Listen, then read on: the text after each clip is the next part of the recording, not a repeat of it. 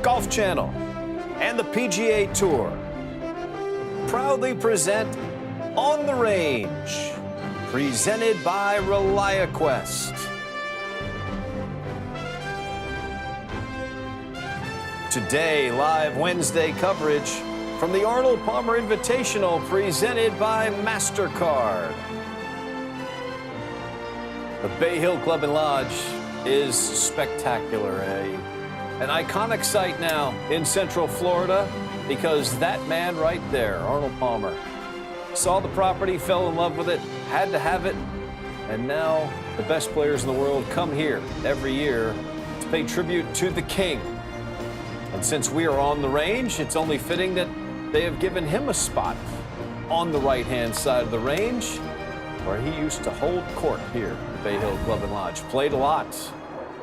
Always out here in a game, along with Richard Lee, Mark Immelman, and Robert Dameron, a proud Bay Hill member. I'm Brian Katrick, and that is Tommy Fleetwood, who is on the range, and he has got some gizmos here, Mark. He is already hard at work. This is standard operating procedure for Tommy. He always uses that plane arrangement there to check on the lines, the shape of the golf swing. He likes to play above the plane a little bit. Once he's got the feel, he goes through the bag, and then it's just one alignment rod down there and start to work on shaping shots. But the one thing I love, Richard, when Tommy's out there preparing for a round of golf, is he'll go through the entire routine, but he will never go full speed. If you watch here, there's Fino holding the chin up. That's one of his feels, but it's never full bore. It's always just balanced, always poised. It really is impressive to watch his dedication and his routine. And Mark, you put it spot on. I mean, he does this every week, working on his fundamentals, keeping his height, getting his swing plane in check. And it's what makes these guys who they are. And it's really impressive to see. It's the boring stuff that these guys do day in, day out. You can see him illustrating there, the center of the chest. Ian still holds the grip right underneath his chin, because Tommy likes to feel high through the golf ball. We're in an era now where a lot of players will drop into the ground, push away from it. Fleetwood likes to stay as level as possible, because if there is one idiosyncrasy to his action, it's on the downswing when he goes hard. His head tends to tilt away from the target. His right ear gets very close to the right shoulder, and that throws off the direction of the swing a little bit. Exactly, and that's kind of when he starts to kind of overdraw his shot pattern. So this is a great view for the viewers to see what he's doing, how he's trying to stay on top of the plane. Let's slow it way down here. Somehow Ian Finnis looks taller than Exmo. Just so beautifully up and down the plane. See the angles of the shaft there at the top of the swing. That's not full size there. That's full rotation in the body. But see the angle, the plane of the golf shaft there, from address through contact all the way to the follow-through. See how it would look like it's swinging up and down the same angular plane. And that's something Tommy prides himself on. And to me, Brian, it's one of the real reasons why he's just so reliable from tee to green. Mark, I've got a question for you about what Tommy's working on. And a lot of the players, or most of the players, maybe all the players, you know, they talk a lot more about ground forces, actually pushing in and kind of coming off at impact. How do you square staying tall and still kind of pushing and using the ground forces with what Tommy's doing right now? You know, that's a really good question. But I think Tommy has just recognized the player that he is, Robert, and his game is built more on precision and accuracy where it is power. He's not afraid to gear down off the tee. He uses that mini driver once in a while. So he certainly moves. He puts pressure on the ground. It's just not as dynamic and as violent as certain players like maybe a Justin Thomas or someone to that effect. So it's more knowing thyself, I guess, as you know, as a PGA Tour winner. You know what you can do under pressure, and that's what Tommy goes to.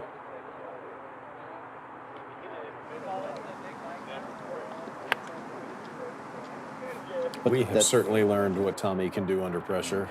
Yeah, put that thing on a loop, man. If you watch that, let it seep into your soul. It's going to do your golf swing favors. The reigning FedEx Cup champion was a big part of his team's victorious Ryder Cup run at Bethpage. He got 4 points in a Ryder Cup for the second time in his career. Incredible. It's amazing how a man of diminutive stature, he's kind of been through the ringer with the golf game. It's hard to believe that back in the day when he was the world's best amateur, he turned pro and kind of lost the handle on the driver. And I wouldn't say it was yippee, but he couldn't keep the driver on the golf course. Then hooked up with his long-time swing coach. They tightened things up, figured things out, and now he's a force in the game. And as I look at this, the way he's playing right now, with confidence he's playing, after the FedEx Cup, after that big Ryder Cup, I would keep my eye on this guy around this golf course this week, because it is a major championship venue and he is a major type golfer. And I really think, too, what makes Tommy great is going back to the routine again. But I think it also comes from Mark, the experience that he had in the past of the struggles. But now he knows the importance of staying on plane, not dipping down, recognizing his pattern where he's like, okay, if I do these things, I'm going to stay ahead of the curve. So that's why he's bought into that process. And I think that's another reason why he's become one of the best in the world.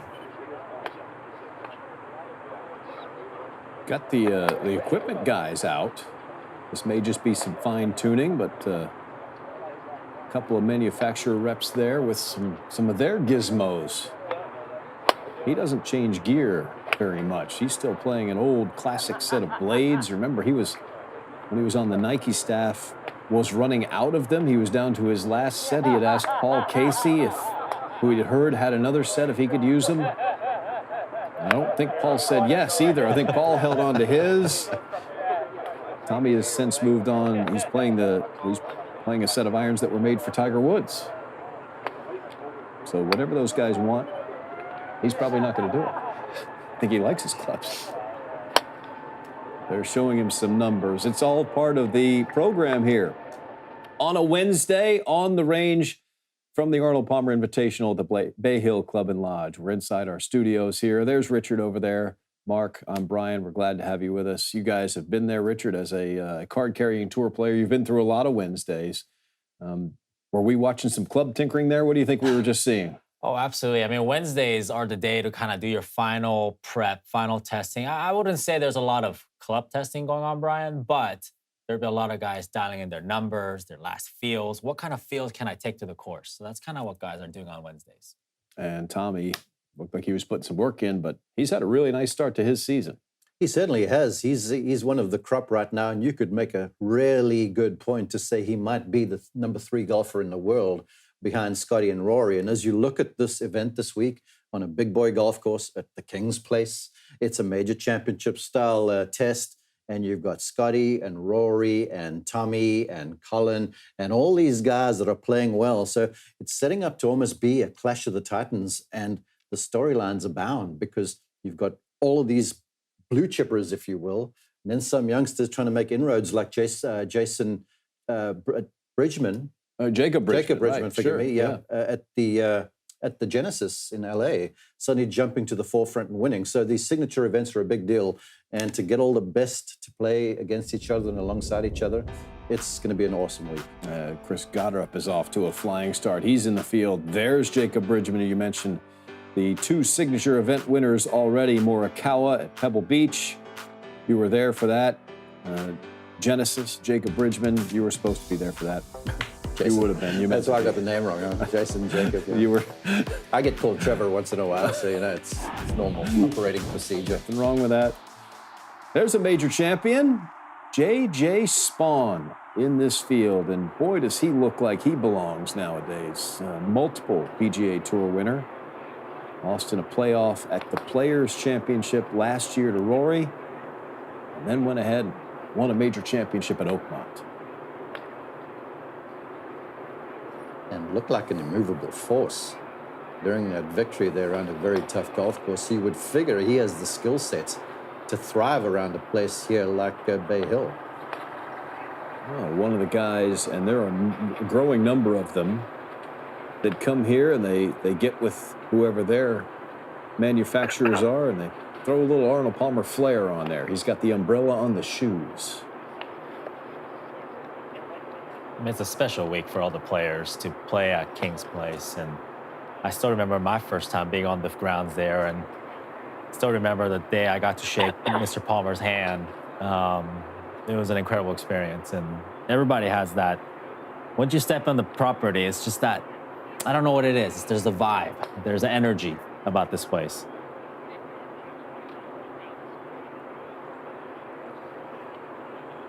Lots of love and lots of respect for the game. Mr. Palmer exuded that. Didn't even have to preach it. He wasn't one to preach. He led by example.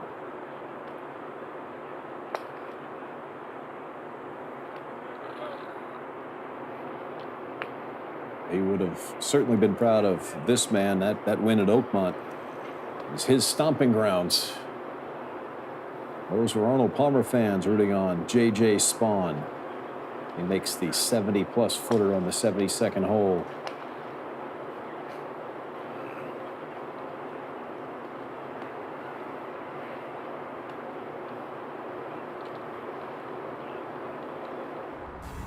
Well, it's a signature event. Massive field here. Twosomes, straight tee start. Some of the notable tee times, Morikawa and Rose, already winners this year. Xander with a little bit of a slow start, and Shane Lowry looking to bounce back from some heartbreak last week.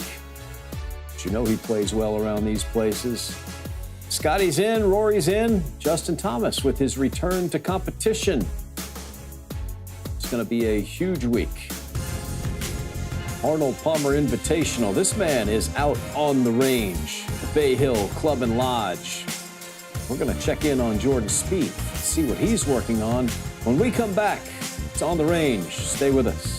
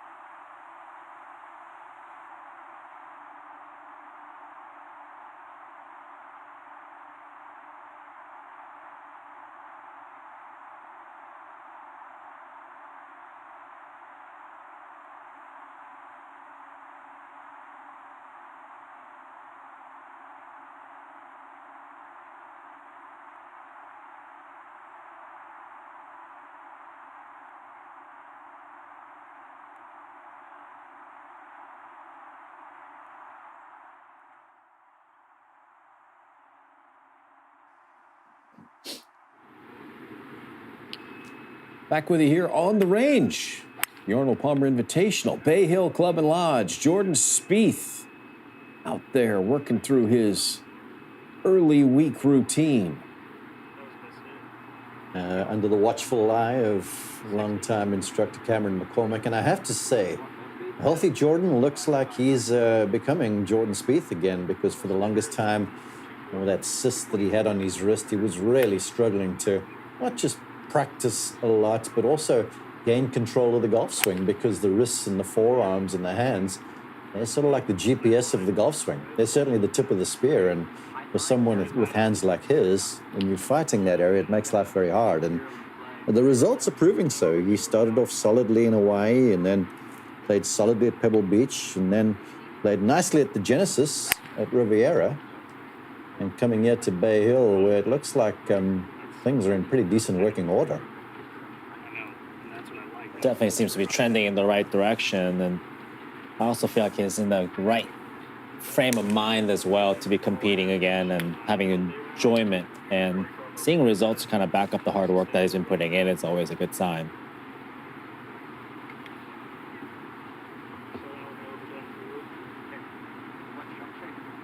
He's been working on getting the backswing a little deeper, and that's golf jargon for saying the hand's less high or certainly more in behind one. That'll help him shallow the approach of the club into the golf ball and essentially hit the ball in two directions, or basically on command. Draw if he needs to, or fade if he feels like he has to.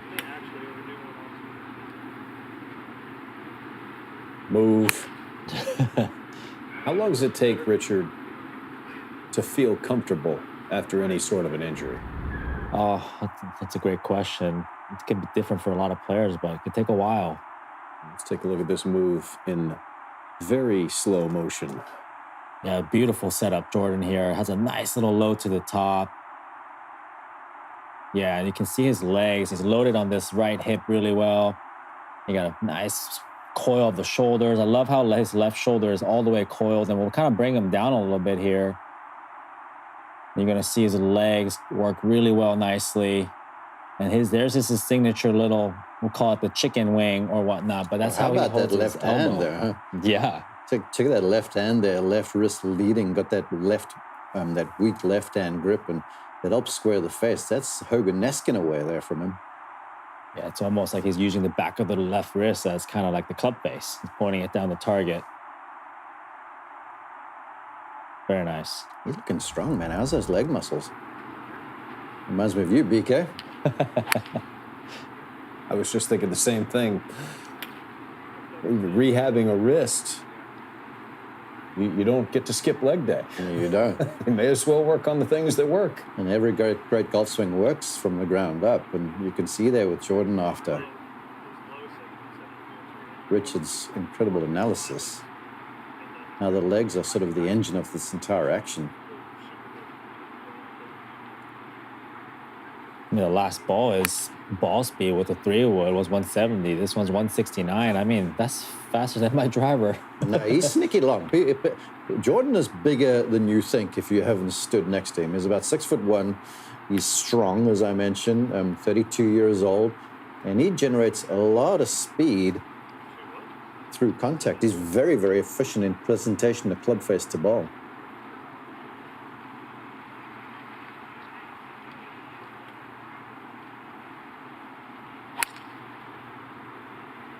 I love the fact, that's not his best delivery there, but if you watch him, Brian, when Jordan's off, you'll see a lot more shenanigans, a lot more wiggling around the place while he's over the golf ball, and you can almost see the unsurety, where now if you watch him, it's set up, and line up, take a peek at the target, and go ahead and let it go.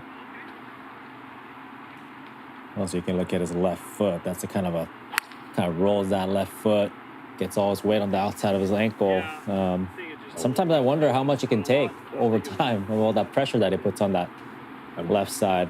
We saw that fidgeting because the swing before that was not a great shot. So he got it felt out, now felt good enough about this one, we're going to change clubs. Now, it can't end on a bad one. I don't know if he has that rule. Some people do. Fascinating stories he tells about growing up out there in Dallas, and the green, they used to have a synthetic turf green that he'd practice around. And he said it was hard as heck. Oh, no, we don't want to do that. Zero turn.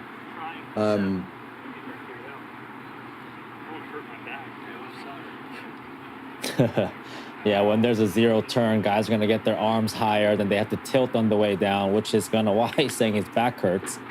That's the player's way of trying to create depth when they don't get the turn on the backswing. Anyhow, so it's back to business as usual. So mentions that growing up around that hard synthetic green, he learned in the short game to play very close to the ball with a lot of spin. And that's where some of that weak left-hand grip came from as well. And that sort of flowed throughout the bag, and the rest is a Hall of Fame career. So, you know, there's that nature and nurture thing where His was a lot of the nurturing, how he grew up learning the game. That's the maintenance facility out there at the end of the range. And now that he's gotten the driver, he's threatening it. There's not a big net down there either. Nope. So you see that 177 miles per hour. He's got a little bit more in the tank. If you start to get above the 180 number on the PGA Tour, you're pretty much considered elite. So Jordan is not short by any stretch of the imagination.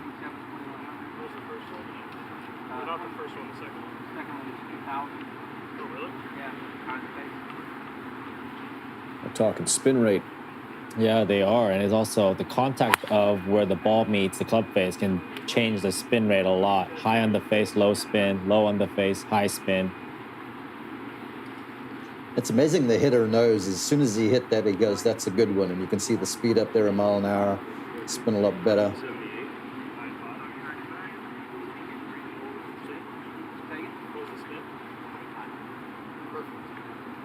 There you go. He knew that last one was on the button. Perfect.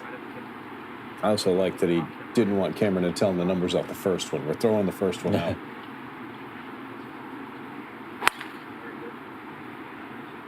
Also for Jordan, like players like that, he can kind of mess with what kind of feels can I trust right now? What am I thinking about that's producing that bright shape and that ball flight? Wednesday is kind of your last practice to kind of get some game plan for moving into tomorrow.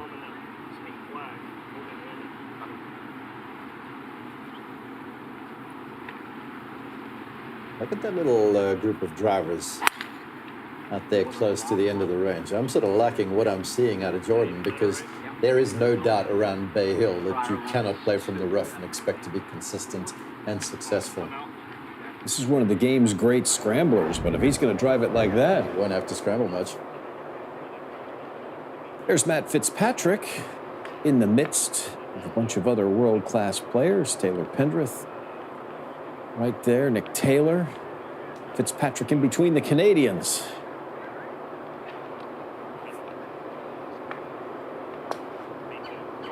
Let's see if we can't get a peek on what Matt's working on.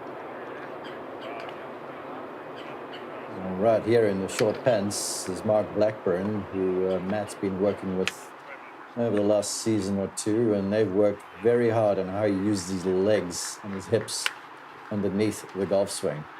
And you'll see him pushing away from the ground a whole lot more. He's picked up some speed, but the iron game has been prolific this season. In fact, when I last checked, he was leading the PGA Tour in strokes gained approach.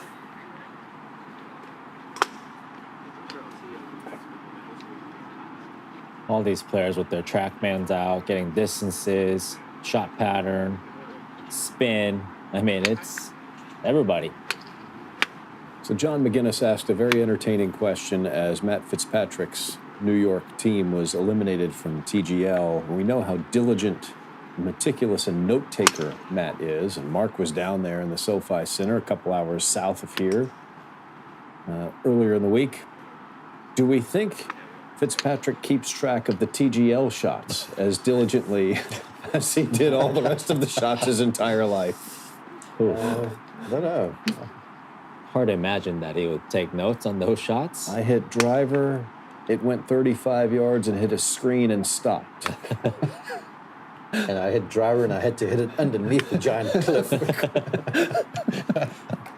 Just wondering what his world-famous notebook might look like if it includes those matches. Well, every approach shot he hit, it's the same green he's hitting too, so there may be a little doubling up there with where approach shots came to rest.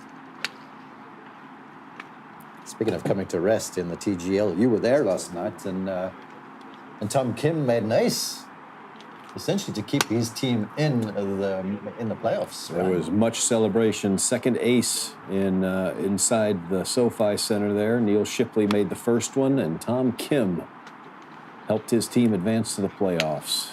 It was electric.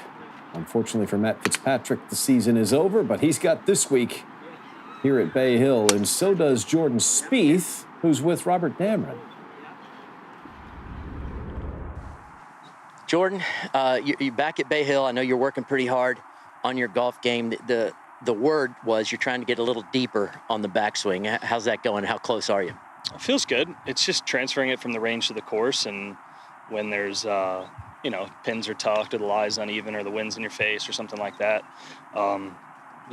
it's I know it's supposed to happen, and I continue to inch towards it. And each week so far this season, I felt like I got a little bit better. So just trying to get off and continue from a couple weeks ago in the striking, and come to a place that the few times I've played it, I've played it really well. So it looks like it's going to be carnage this week based on the forecast, and I certainly invite that. And it's going to be the guys who strike the ball really well, control their irons and distances into these greens are going to have a feast compared to everybody else. So that's the point of emphasis. Yeah. So when you get to a course like this and the greens are firm and the margins are really tight, is that what you really focus on, just distance control with irons? Yeah, and then then you really need course management. The way we had the West Coast this year, it oftentimes didn't matter if you were in the rough or the fairway. Well, now it does. If you're in the rough, you can't just fly it on like you could those few weeks. So you have to think about where you're leaving the ball, and then a lot of short game shots come into play. So it's course management, and then when you do hit the fairways, it's distance control. We typically have kind of softish bunkers, and we have a lot of thick rough around the greens. Is your short game something you also really have to be on point here at Bay Hill? Sure, but it's about where you leave those second shots too, because the short game numbers won't necessarily always tell how it's going, because you could be close to the hole but in a terrible spot, right? And you could be further away, but you did it on purpose because you left yourself with a chance. So it's honestly, it's a medicine taking week. You get some par fives that you can take advantage of, and you don't have to shoot 20 under. If you do, you're going to win by 10 shots. So with the conditions forecasted with some wind and some heat, and not a lot of moisture, it's going to be about where you leave it. But the bunkers are in unbelievable shape. I mean, they're the best I've ever seen them. And so honestly, bunkers are going to be you see people in a bunker, they might have, you'd rather be in the bunker than the rough off the tee. And then around the greens are actually going to be a place where you can get up and down a little easier than other places. All right, we'll get back to it and shoot 20 under this week. Well, there you go. 2 years ago, Scheffler shot 15 under and won by 5. So that's where Jordan's getting some of these predictions and projections from. Here's how you can follow the Arnold Palmer Invitational presented by MasterCard. PGA Tour Live is going to be at it bright and early tomorrow morning, 7:30 a.m. Eastern Time, right here on the Golf Channel, 2 o'clock Eastern Time in the afternoon. We hope to be bright sunshine and a world-class field. This man played his way into that field. He survived the Cognizant Classic, was a surprise recipient of a gift, a tour winner now. We'll see him when we come back.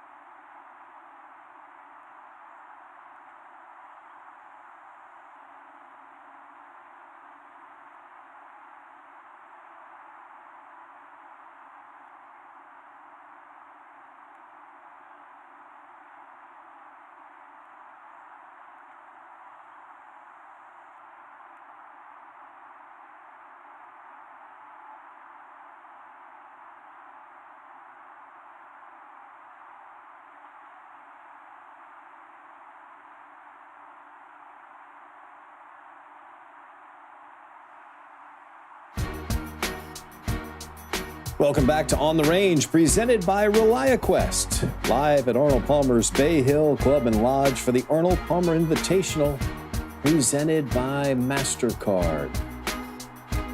What a great place to look down at or look across at if you're walking. It's a residential neighborhood, ponds everywhere, and that is last week's winner, now a 3-time PGA Tour winner, Nico Echavarria, who was there to pick up the pieces from the quite surprising finish for Shane Lowry. But Nico played some great golf, Mark. He certainly did. And it was just a reminder of something I've long held true, is that every golf shot makes somebody happy and somebody sad. And the people around him, there's his coach Hernan Ray, was very happy. They are buoyant, as you can imagine, when I texted him this morning. And of course, the Lowry camp was sad, but still, the way he played, bogey-free over the weekend, 66 on Sunday, played that second 9, the back 9 on Sunday afternoon, 2 under with a birdie on 17, to put pressure on Lowry, that was some vintage stuff.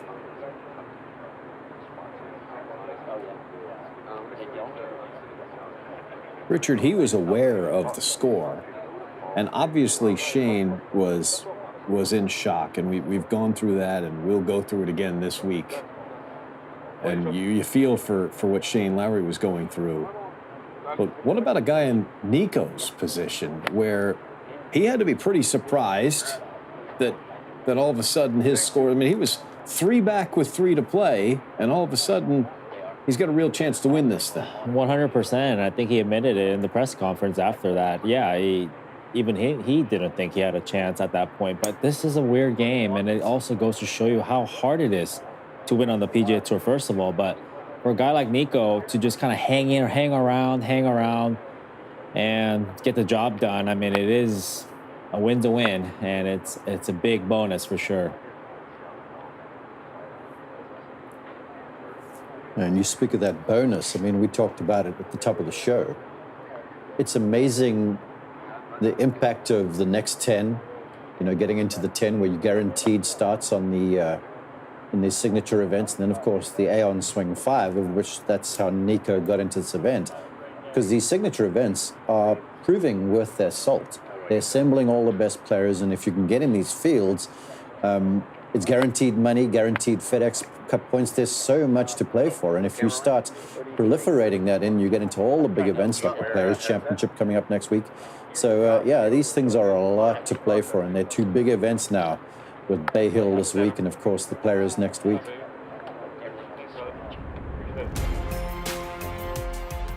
Well, the next 10 did go all the way back to the beginning of the season.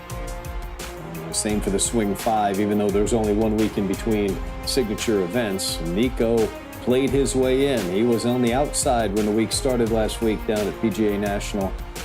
Played his way in. And of course, the win certainly helps, but he was already knocking on the door. He was, and there are a couple of names that stand out to me. Guys that you wouldn't feel like have to qualify to get into these signature events. First off, Jake Knapp, who's like obviously a superstar in waiting. Minwoo Lee, who had the big week there at Pebble Beach. But if you look down that list, there's Adam Scott, who's evergreen. I mean, and he's working hard on his game still, and he's earning his way into these events and still very much relevant.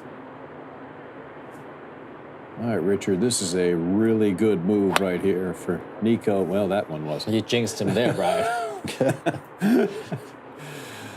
Had the comfort of playing with a college teammate last week also in that second to last group. Nico played at Arkansas. A very athletic setup. I mean, he sure gives it a rip. Definitely not the longest player on tour, but I mean, still, it seems like everybody on tour these days are long, in my opinion. Yeah, it's not your father's PGA Tour anymore. Gosh, you go out there and they're coming through thick and fast. Like on that next 10 list, there was named Pearson Coody, who can smash it, and it is commonplace now. And if you're not hitting it north of 300 yards, you're kind of giving up shots to the field. For sure.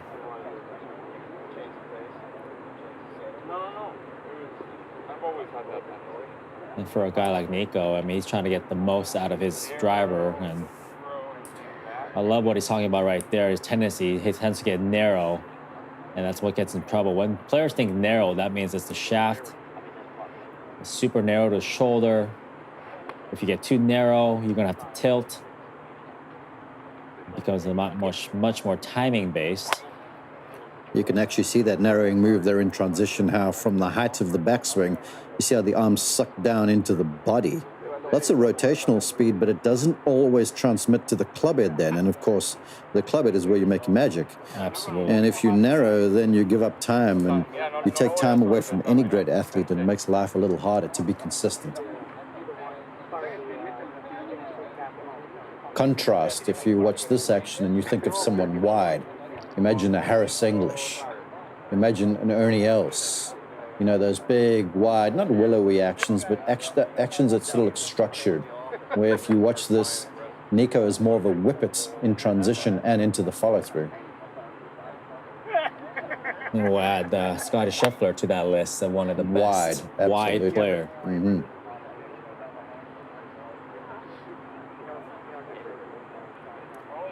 All right, he's asking Rob Waters for some of the numbers. Let's take a look at one of these swings here, Richard. Yeah, I mean, first of all, great setup, very athletic. I mean, we're going to take him back up to the top, very fundamentally sound. If we pause him right at the top, right there, you see how we start to see the shaft disappear. He's getting a lot of wrist cock in that. And as we bring him back down a little bit, I mean, everything fundamentally looks great. I mean, it's athletic, clubs on top, but look at this position right here, like this shaft relationship to his shoulder, his bicep is super close. And this is what we're talking about. As he gets closer and under pressure sometimes, that could get even narrower, which now as we bring him back down here, we're gonna take him down to impact and past this impact. Look at this position right here. Look how much wrist involved, how much you have to throw that club out to get into this position. So, and look at this club phase, you can tell very rotated through the hitting zone. So again, what Mark and I talked about earlier, it is very timing based so that when he's not on his game, you can see how he can struggle off the tee.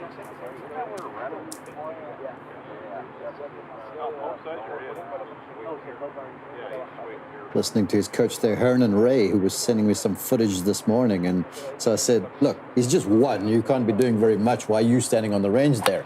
And Hernan sort of sent back the laughing emoji, and he said, just some posture with a driver, build like a reverse K look, but then checking on fundamentals like ball position and alignment and all that stuff you've referenced already with other players. If you aren't aware, folks, go check out Hernan Ray on social media. He's guided a lot of young Latin American players to a whole lot of success. He's a sensational golf instructor. Back over here on the left side of the range where Spieth was, he has moved on, and Hideki has moved in. Playing here, as you see, for the 12th time.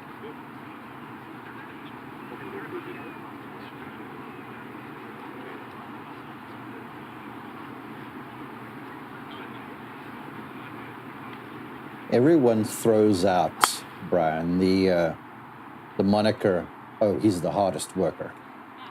And they say that about just about anyone at the elite level. But if Hideki Matsuyama loves golf. When he's not practicing, he's thinking about his golf swing or he's rehearsing somewhere. He's the guy that if you caught him in Starbucks, he'd be practicing his golf swing with like one of those swizzle sticks or something. That's Hideki Matsuyama, and he's always, I mean always tinkering on either the swing or the driver's setup. He is always meddling around with what's going on. They ask him for a name at Starbucks, and he gives them Joe. Joe. Ben Hogan. Coffee for Byron. I like it. He's one of those, though. He's prolific ball striker, and you see the numbers there this season. He's one of those when he's feeling it. There is no hole location that is left untouched. I mean, I've seen him at times, notably here, we want to swing left around the track man. You see that over there? When he gets going on, he just aims at everything and barely ever misses. So he's trying to be like a little Alex Noren there with that little rehearsal, trying to get his body open and club on top. Again, a lot of these players will always work to try to get the club on top of the plane rather than under the plane. Much better control.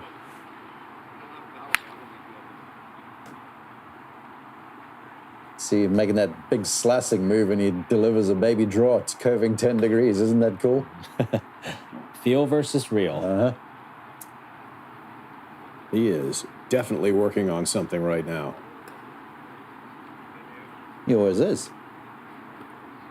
I would not recommend using The TrackMan to swing around. No, that could be costly. $20,000 mistake waiting to happen right there. Thankfully, he was able to pull it off. Yeah, he's really trying to feel like he's covering that ball with the chest and rotate through the shot. Again, just a feel thing. So you thought this was Hideki Matsuyama. It's actually Alex Matsuyama. Hideki Noren. Hard at work. Really nice of these guys to let us visit them in their office. Sungjae Im, first appearance. We'll see him on the range when we come back.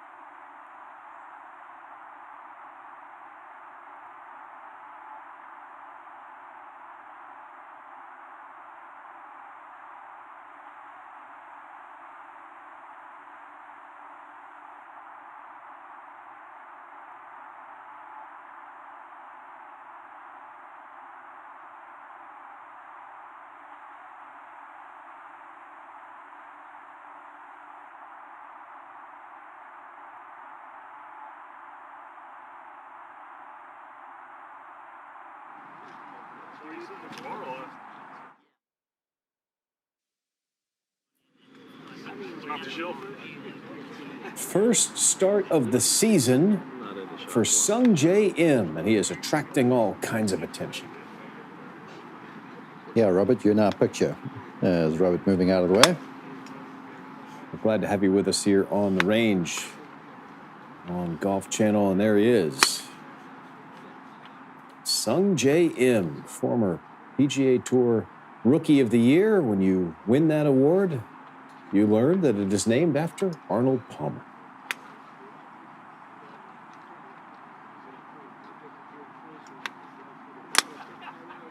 So here's a trivia question real fast. Who is the golfer who the European, the DP World Tour Rookie of the Year, who is the golfer that's named after? I believe that's Sir Henry Cotton. Very good, my friend. There we go. Brooks Koepka among those Yes. who have won the Sir Henry Cotton Rookie of the Year award. Thank you for that. Well, Sungjae's first week out means it's also Will Wilcox's first week out, former tour player. Been waiting for this, and I like that. Didn't waste a lot of words. Ooh. Made the most of one of them. Ooh. Yes, Willie is excited. Robert Dameron, are you excited? I am really excited. I always love watching Sungjae play. He is the straightest ball hitter I think I've ever seen as far as curvature goes. It's like you don't know if he fades it or draws it, really. Everything's just a straight ball. I guess you don't get the nickname Machine without hitting it really good. But I slid in there. I talked to him. I talked to Willie Wilcox. And it's been since October 26th, their last round of golf, anything competitive. So, you know, does he feel good? Yes. Does he feel healthy? He said, yes, he does. Is there going to be rust? I didn't ask that, but I think we can absolutely, you know, ascertain that there's going to be rust. This is a brutal test to come back when you're not tournament tough. But Willie is, like you said, excited to be back, but he seemed a little confident. Like, my man's, don't worry about him. He's actually going to be better than you think. So time will tell, but it's good to see him back and playing instead of sitting back at his home in Atlanta. Robert makes such a good point because Xander Schauffele made his return from injury, the rib injury he had at Bay Hill, and it was some tough sledding for someone even like a Xander because the margins are just so fine and you miss a few fairways and you're playing defense instantaneously. So it is a tough place to start, but it's a limited field. You make the weekend, you know, all bets are off. So I feel like Will's going, my gosh, the hits it straight. Yes, he's not tournament tough, but we might find something over the weekend. Who knows? Sung J M finished in the top 50 in FedEx Cup points last year. That gets you in all the signature events this season. His first start of the season, though, and he's not the only one in this field making their 2026 tournament debuts. This was earlier today in the fog this morning. Justin Thomas out early. He is excited to be back, making his first start of the year. Well, the back seems healthy. He's going after it. With that swing, no kidding. There's no holding back. Did have a little foray there in TGL for his team, the Atlanta Drive, defending champions of the league. So he's played some competitive golf, albeit into a screen. This is a different animal, though. Although the fog was a nice welcome. The TGL screen, I believe, is 35 yards away. You can see a little bit farther than that this morning. Seems like you're hitting it into a screen. I guess you could see all the way to the end of the range.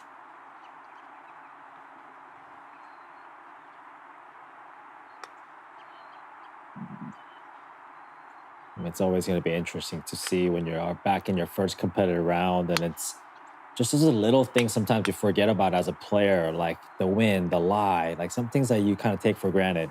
So it's important for these players to kind of get back into that tournament mode, pick up those little nuances. Speaking of nuances, very interesting here. Maybe this is me and I'm looking for stuff as an instructor deep down. But Justin Thomas, prior to back surgery, in the start of the backswing with the fuller swings, you'll see the upper body sort of dip down as the club moves away. And he's always working on the start. Now, if you just draw or figure out a spot there right around his head, watch how much less he dips down at the start. See, there's a little movement where previously it used to be a whole lot more exaggerated. And when he did that, the arms sometimes would shoot up a little too high and he'd lay the club off. But that's a whole lot more stable, if you will. And again, I'm operating on my 55-year-old memory. But I've gotten to watch him play a bunch, including one time when he shot 59 in Hawaii at the Sony Open. And this looks different, and it actually looks really, really good. Yeah, it could probably a little bit more rotational, Mark, and bring a little more consistency and less stress on the back. Indeed. Modern-day golf swing nowadays with all these side bends and speed and torque that people are applying, yeah, it's not the recipe for the healthiest back in the history of ever. Exactly. Well, there's Justin Thomas. He will tee off tomorrow afternoon with Hideki Matsuyama. That's at the tail end of the draw there. So working this morning, he will play tomorrow afternoon. Now, just 3 days ago, Nico Echavarria showed us a little something. Was 3 back with 3 to play, but he started to get the sense that something was going on. The birdie at 17 with Shane Lowry wet at 16. There were leaderboards everywhere. He knew where he stood. And then this one at 18 put him up. He had to wait. It was good enough to win. Nico Echavarria, now a 3-time PGA Tour winner, today. He spoke with Robert Dammer. Nico, last week I got to ask you, congrats on the big win, by the way, but when you made the putt on 17, great birdie putt on 17, did you know where you stood? Did you know what Lowry was doing behind you? Yes, I knew that he made double bogey on 16. So I knew that was 3 shots back, and that would be 1 shot back now, and with the birdie we would be tied up. So yeah, I was well aware. So that was the point when you know that wait a minute, I've got a chance to win this thing. Yeah, before I hit the tee shot on 17, they said that he hit it in the water, and from playing for second place, I said, like, well, there's a tournament now. I mean, 17 is playing hard, and 18 is gettable, so there's swing changes that can happen. Yeah. So what do you have to do well at Bay Hill? What do you have to continue to do well to get another win here at this golf course? I think there's similar golf courses. There's only one way to play it. There's not. I mean, it's hard to overpower it, or you can overpower and cut some corners, but you just have to ball strike it really well out here. There's not a lot of easy holes, I feel like. Mm-hmm. So it's a lot of patience, like last week, knowing when to press and knowing when to hold. And it's just a matter of patience. Thanks very much, and congrats. Good luck. Appreciate it. Robert, well done. Doesn't hurt to play a little cut around a Jack Nicklaus course either. That tee shot at 17, you saw the putt that Nico made. The pitch mark was in the fringe. So his heart rate was up just a little bit. He joins the list of winners this season. And Ricky Fowler is looking to put his name on that list. He has always loved being here at Bay Hill. Check in on Ricky when we come back on the range.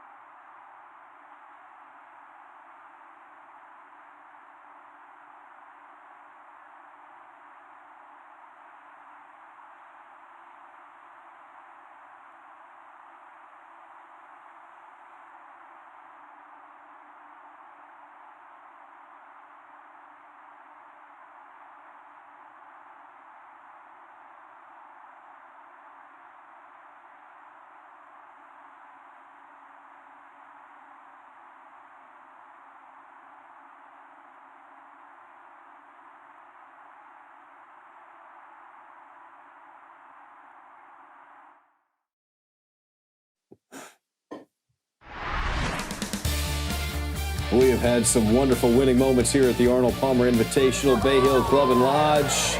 Tiger with the improbable bender in 2001. He's given us some all-time celebrations here. How about this one? You remember the hat spike from 2008?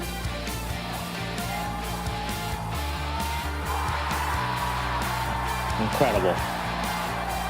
That hat was stuck in there for a while. He had to repair his pitch mark. Just domination here for Tiger Woods. And then, how about one more time? 2009.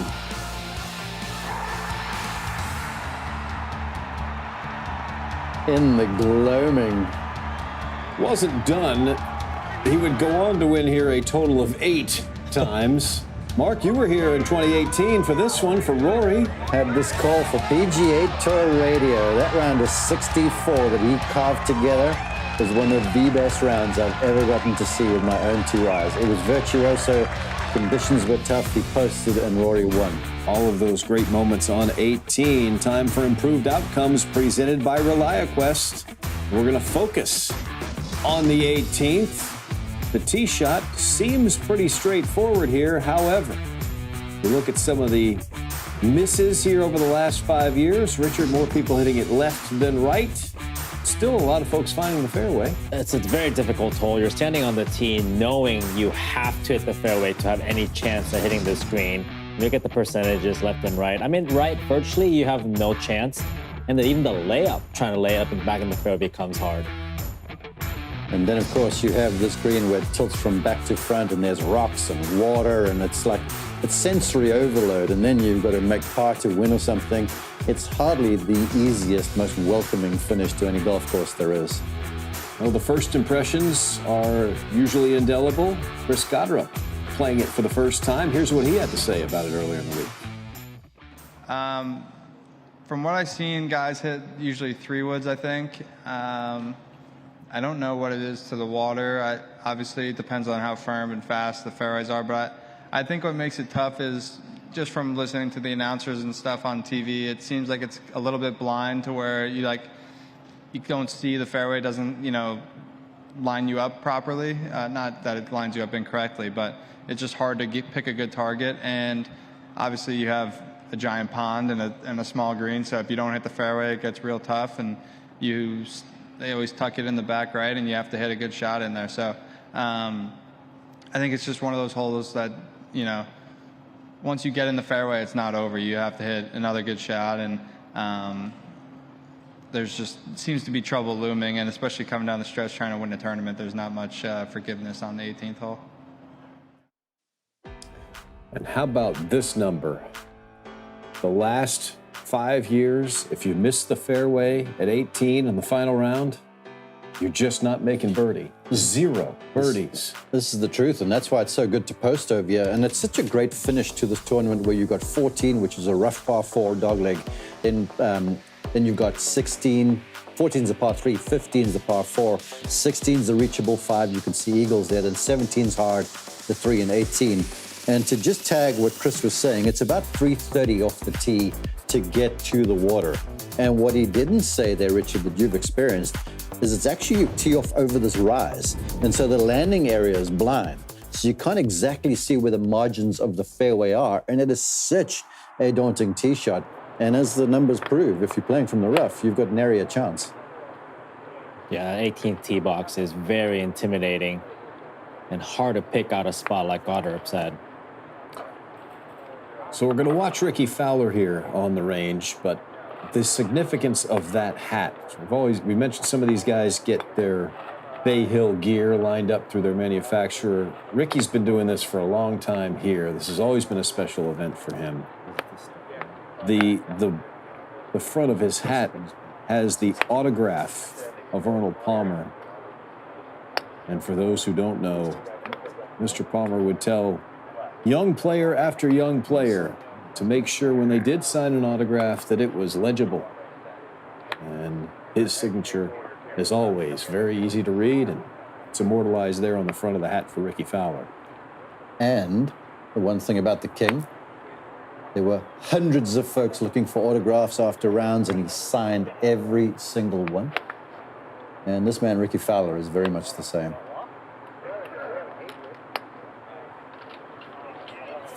Yeah, what I appreciate about Ricky, I feel like he is who you see on TV, and he's very good with fans. He knows.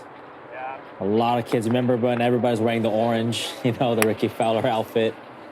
And really the man of the people for sure. Richard, you've been out here a long time. Anybody ever try to hit the picker?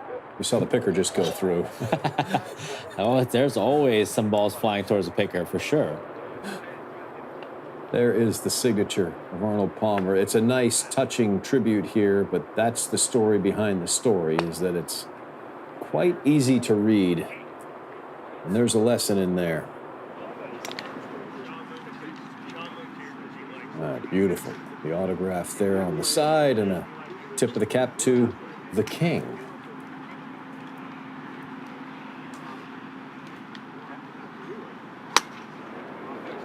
We've seen other manufacturers get geared up for the major championships and send the special stuff out, the head covers and whatnot. Ricky has always been about this week. Always.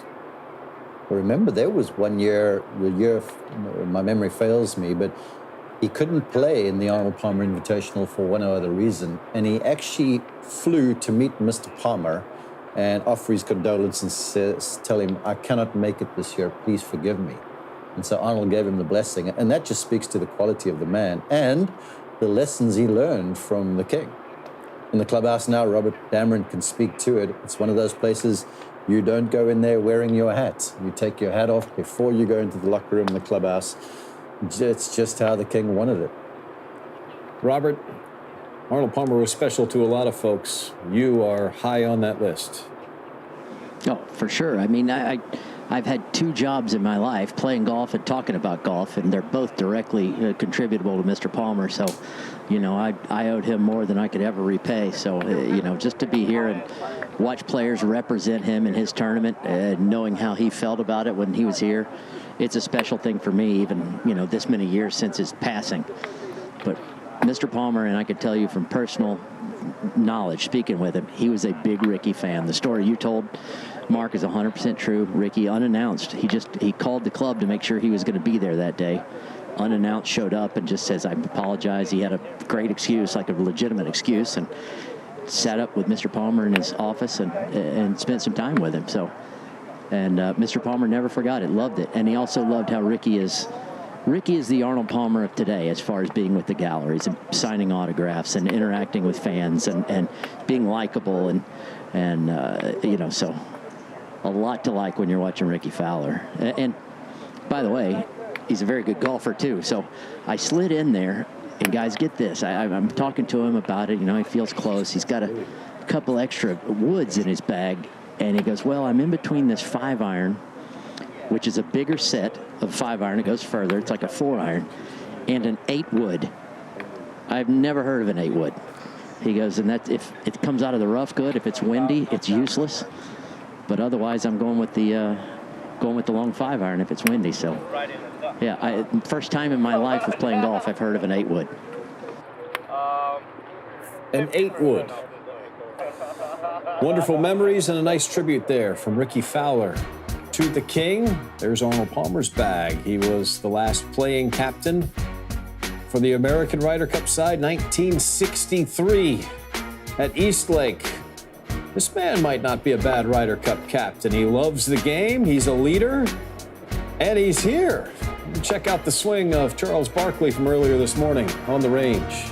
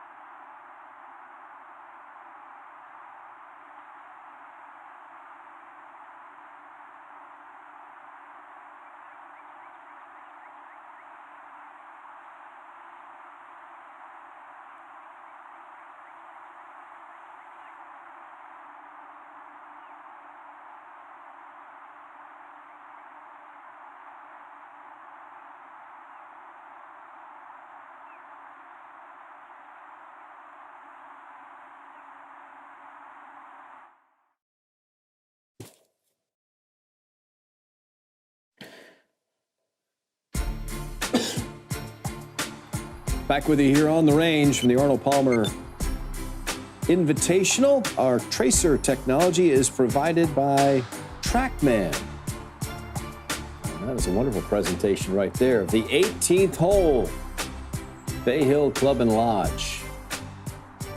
The sun shining this afternoon. Earlier this morning in the Pro-Am, it was a little foggy, but your eyes are adjusted well enough. That is indeed Charles Barkley trying to knock down some yardage sticks right there. That was a stinger. Stinger. I think the king, I think Charles himself would even tell you that was terrible. Sir Charles, that was terrible. That was terrible. He's not the king, yes. He's Sir Charles. Well, that was better. There we go. Yeah. Little baby draw. I mean, all these are better than what we've seen in the past. A slimmed down version of Sir Charles here. He's looking healthy and strong. I mean, one stage he was battling with the joints, the knees. He wasn't swinging very well. Loves this game, and we are the better for it. You heard them trying to speed it up through contact. Ooh, look at that. Elegant. A little extra speed to that one, too. Well, you know, at one stage, you could say Charles Barkley's swing was a bit of a meme. That's back there in 2007. And then we have earlier this morning. So first off on 07, you can say he's a bit more bent over. He's certainly a little bit more burly. The club goes back now. Now, both times the backswing's been short, but Tiger Woods called that a stutter in the middle of his downswing over there back in 2007. But as you watch now, under the guiding eye of Stan Utley, great golf instructor, former PGA Tour player, Charles is now thinking less about positions and more about just swinging the golf club. And now this is him from the top, so watch this. Little over move, watch how the body doesn't turn open, doesn't collapse as much. See the club pass him by there, free release of the golf club. And it looks like the body is following the speed of the club, the weight of the club, as you heard him talking about. And it reminds me of another great legend, one of your favorites, and Jack Nicklaus, who always talked about swinging the club through the positions instead of positioning the club through the swing. And old Charles was trying so hard to pause at the top and use his body and stuff. It turned into a yip-type move where now, as Jack said, you swing the club through the positions.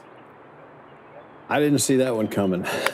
That is marvelously done to get us a Jack Nicklaus, Charles Barkley comparison. That is well. I'll be here for another 25 minutes or so. Unless it snows. And Barkley, as we mentioned, his love for this game. I mean, he's so curious, so athletic, so clearly coordinated. You saw he was the MVP of the league. 6'6" and led the league in rebounds many, many years. Oh, speaking of legends, here we have the king on the left in the green slacks, Ernie Els, the Big Easy, and of course, the Tiger. Watch these three.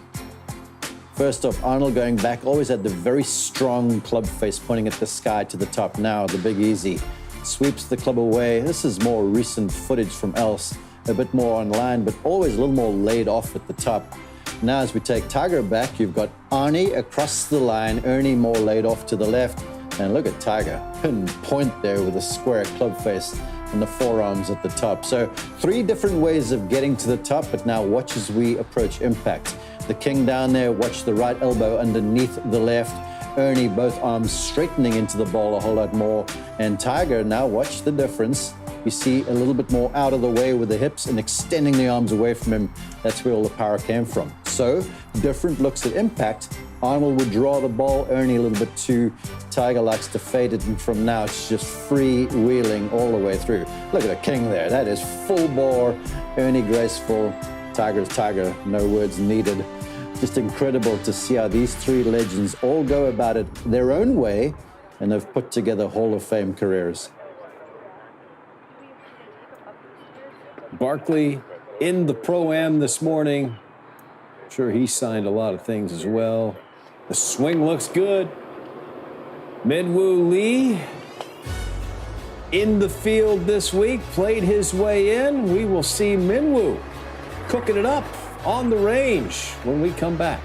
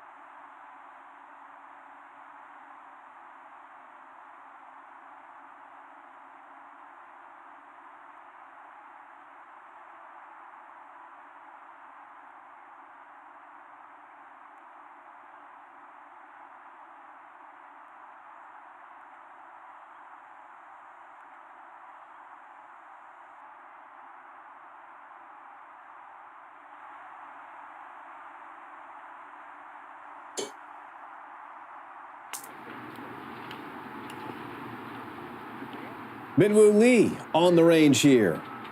Over on the left side, this is over by the 9th hole side of the driving range. Over on the right-hand side is the 1st hole. Classic old school here at the Bay Hill Club and Lodge. Right behind these guys, the actual lodge. You can stay here and stroll right on out onto the range. Walk across the putting green. You just can't do it this week because Minwoo's busy. Well, the putting and chipping greens are right next door to the lodge, basically, and a lot of you, if you're going to go to Bay Hill, be careful of practicing bunker shots towards the lodge because the windows there are big. Minwoo is big time, and I got to tell you, he has started to play some really, really nice golf of late. New driver in the bag. He's primed to make a few runs in big events, in my opinion. Well, we caught the end of Minwoo Lee out here on the range, and his TGL teammate on the Bay Golf Club, Ludwig Oberg. They were both down there in the SoFi Center. It took a hole-in-one to eliminate them, and that's what happened. Tom Kim knocked it in. And when Neil Shipley did it, he was on their team. So that team got to witness a lot of aces this year, both of them. Oberg, a classic move here. Yeah, it's like AI built this golf swing, and I love what he did there. Little pre-shot rehearsal where sort of pushes the hips onto the right arm, make sure that lower half is turning open through the shot, because when he goes bad ball striking wise, the fade shot turns into a little baby right to left. And it's always hard to aim a fade when you have a fear of a draw shot showing up. So clearly working moves here to keep that face more neutral through contact, to present more of a fade sequence of events than anything else. We got close quarters here on Si the range, Woo is by a the little way. too tight, exactly there. Goodness gracious. Si Woo finally got a week off. He played 6 straight to open up the season and then took the cognizant off, and now he's back at it. I guess when you're playing as well as he has been, maybe don't want to Just take a week keep going, off. exactly right.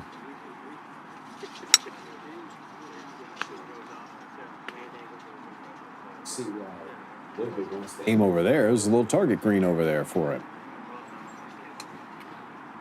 This also goes into the don't try this at home category. This will not work at your local range. Richard, there's only one golfer, actually maybe 2, and we're both on the show with them, guys that play, there's that little move, that play faster than Ludwig Oberg. And the one is Robert Dameron, who considers himself the police of slow play. And then the other one is Brian Catering. Wow. So if you're going to play golf alongside them, get ready to run. I love that. Ludwig didn't have any shot clock issues. I'm sure he did. There in the SoFi Center. Well, if you watch him practice, it's the same thing. You know, there's no, like, you picture a Justin Rose alongside Ludwig, and Jay Rose is, you know, machinations and rehearsing swing positions and stuff, where Ludwig has this one little feel where he's trying to open up the hips more, put some pressure on the handle of the shaft. He might aim 1 or 2, and then he goes.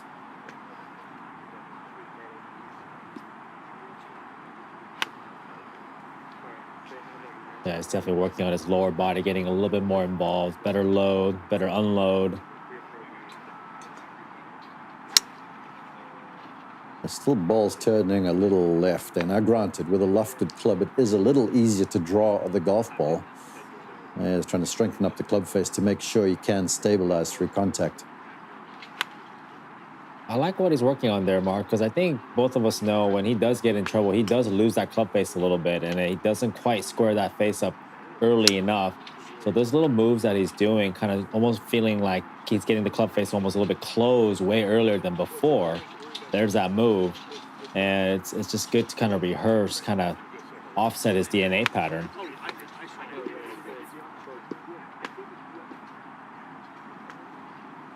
There's the money shot, just that little tight curve, 9 feet worth of movement.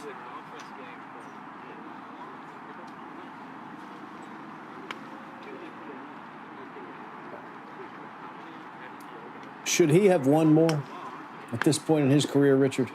Oh, you know, I would say yes. I mean, but it's so hard to win out on the PGA Tour. I think he's going through a little bit of a rough patch right now compared to last season. But I would have higher expectations for him, for sure. Winner at Riviera last year, you were there. That's a pretty good place to have on the resume. What do you think? Well, he's got a game that's built on reliability and just being able to play any shot. And if you're watching here, he's a tall man. He's about 6'2", so the arms hanging down at address a little bit more naturally. As the face goes back, this is his move. See how the face is a little inward there? He likes that club face in a more strong position, but at the top, I mean, that is just picture perfect. Hands above the shoulder, very little shaft hinge there, and the shaft line from forearm to club head, very neutral. A little bit more between the arms coming down, but you see the arms there tucked up against the right thigh. That's where he's been having some issues of late, and there's the low left release. It's a very simple action. It's wildly powerful. He's a strong man. And to your question, do I think he should have won more? Yes, but I'm firmly in Richard's camp where I'm like, the PGA Tour is not for scrubs. And if you just hear you're good and winning consistently, I feel like Tiger Woods, I feel like Scotty Scheffler, Rory, JT, all these guys that have these big seasons with multiple wins, they almost do the viewing public a disservice because you feel like it's easy to win out here. It just isn't. Trust me on that. And he's not done yet either.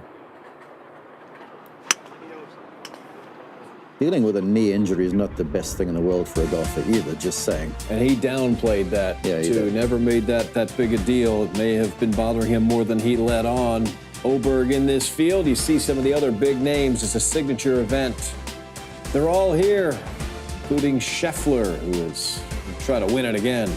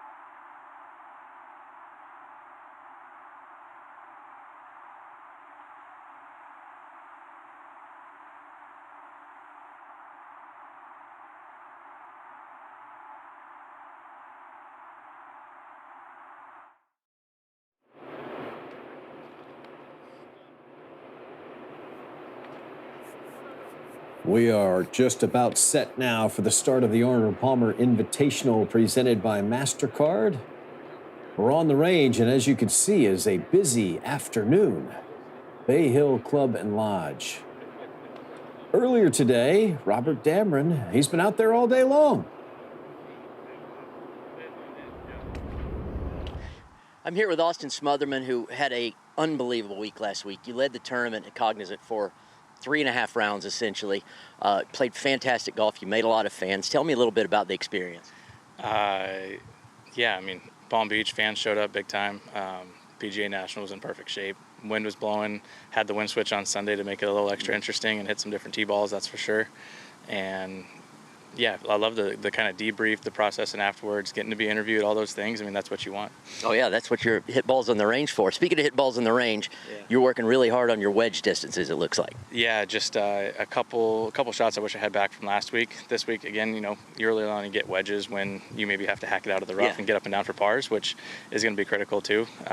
You're not going to hit every fairway out here. Fairway bunkers are definitely playable, so just trying to get the feels back in where I can feel like those left pins are less inaccessible. Kind of, you know, I love fading my wedges, and when you get a little bit of wind off the left with a left pin, easy to kind of cozy them out there to 20, 22 feet or so, and that's, you know, 10 feet or so more than I would really like to have. So kind of working on some little soft draw feels on some of those in-between numbers just to feel like I can keep the ball a little straighter on those left pins. And it's your first time around Bay Hill, first time playing Arnold Palmer Invitational. What do you think about the course? Awesome. Played like 14 holes yesterday before some rain hit us, and yeah, I mean, playing a practice round too with a field this size is kind of nice. It was just us cozying around with, you know, coach, caddy, and some friends watching, and, you know, people out there saying good playing. And I mean, yeah, Bay Hill's unbelievable. The history here, getting to sit in the locker room with you last night. I mean, so cool, so cool. It is cool when you sit with me in the locker room. Thanks very much. Have a great tournament this week, and congratulations last week. Appreciate it. Back to you guys. Thank you. Robert, well done. That was earlier today with Austin Smotherman, who had led through 18, 36, and 54 holes last week at the Cognizant Classic, and was in that group with Shane Lowry. Amazing, too, because whenever I watch him hit, I'm like, how does this guy not win more often? Because he is glorious from tee to green. As you watch his results, though, because he dropped back to the Korn Ferry Tour and earned his way back to the PGA Tour, and now through the next 10, the AR Next 10, he's in the field this week. But he's played 5 events this season, this year. He's missed 3 cuts, and the other 2 finishes at the American Express and the Cognizant Classic.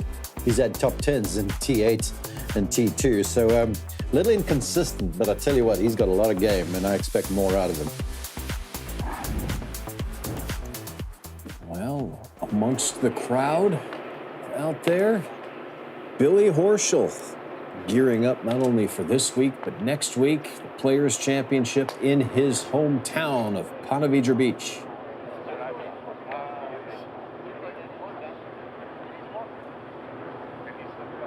Here's another guy who loves to practice and very disciplined in his prep.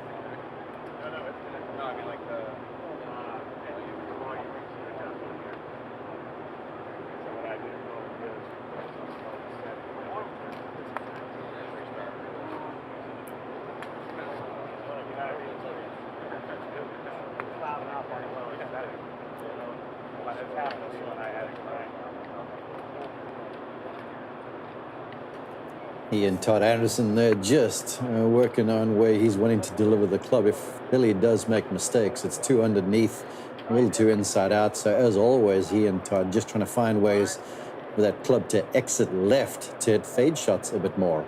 And I tell you what, Brian, as I look where he's aiming, the alignment rod, you see that shot link camera or whatever it is just down the way? Yes. Yeesh. I'm a little nervous there. Don't hit the equipment, you know.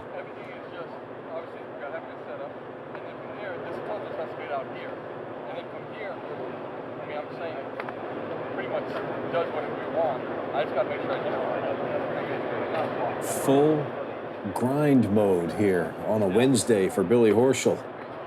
Sponsor's invitation into the field this week for the Florida Gator. His good buddy, former teammate Matt Every, won this event twice. His only 2 PGA Tour victories. How about that? You win 2 times in the tour, and both times it's at the venue where your hero, Arnold Palmer, basically lived and plied his trade. Yeah, I think he's going to miss the camera. Turns out he did, but we were all on the edge of our seats. I was a bit nervous. If you were there, I couldn't aim you far enough to the right. I'm not sure I could reach the camera. No, I've seen you hit it. Power has never been your issue. Billy is getting himself geared up, and here's where you can follow the action. See if any of those tweaks are going to take hold. Bright and early tomorrow morning, PGA Tour Live, 7:30 a.m., and of course, right here on Golf Channel 2 p.m. Eastern Time. In the afternoon sunshine, you'll see some of the best players in the world competing for the trophy with that man's name on it, Arnold Palmer. Tiger Woods has been very successful here. Even Charles Barkley looked better once he got here at Bay Hill Club and Lodge. Thanks to everybody who helped us out on the show today. It was awesome. For Robert Dameron, Richard Lee, Mark Immelman, I'm Brian Katrick. Enjoy your week watching the Arnold Palmer Invitational, presented by MasterCard. This has been On the Range.